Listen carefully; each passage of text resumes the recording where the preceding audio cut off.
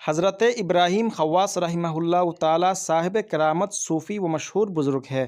وہ فرماتے ہیں کہ میں ایک مسجد میں تھا، وہاں میں نے 3 دن تک ایک فقیر کو دیکھا جو بالکل خاموش رہ رہا تھا۔ ان 3 دنوں میں اس نے نہ کچھ کھایا اور نہ پیا۔ میں نے اس سے پوچھا کہ تیرا دل کھانے کے لیے کس چیز کی تمنا کرتا ہے؟ کہنے لگا، گرم روٹی اور کباب کی تمنا کرتا ہے۔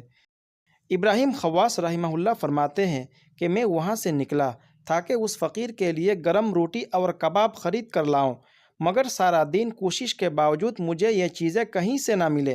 چنانچہ میں مایوس ہو کر واپس آ گیا اور آ کر مسجد کا دروازہ بند کر دیا۔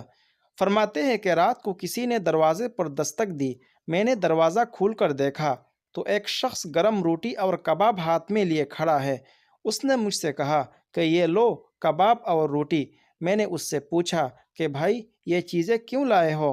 اس نے کہا کہ آج ہم نے گھر میں یہ چیزیں پکائی تھی، گھر میں بعض امور کی وجہ سے جھگڑا اور نزاع ہوا، جھگڑے اور آپس میں تکرار کی وجہ سے ہم اہل خانہ نے قسم کھائی کہ اب یہ سارا کھانا مسجد ہی میں دیں گے۔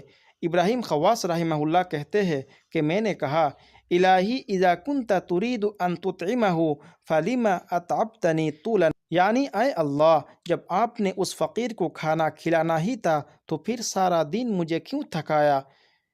اس عبارت سے ابراہیم خواص رحمہ اللہ کا مقصد یہ ہے کہ اگر مجھے پہلے سے یہ معلوم ہوتا کہ اللہ تعالیٰ اس طرح آسانی سے کھانا عنایت فرمائیں گے تو میں سارا دن کھانے کی تلاش میں اپنے آپ کو نہ تھکاتا۔